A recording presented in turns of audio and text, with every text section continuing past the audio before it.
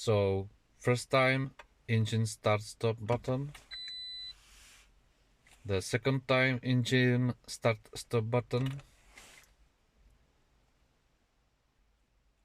By the button auto trip setting trip A.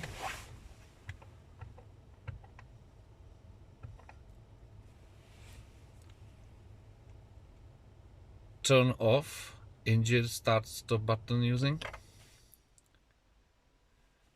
Again engine start stop button. Press and hold.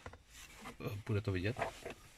Press and hold auto trip button and engine start stop button. Resetting oil maintenance data, that's all.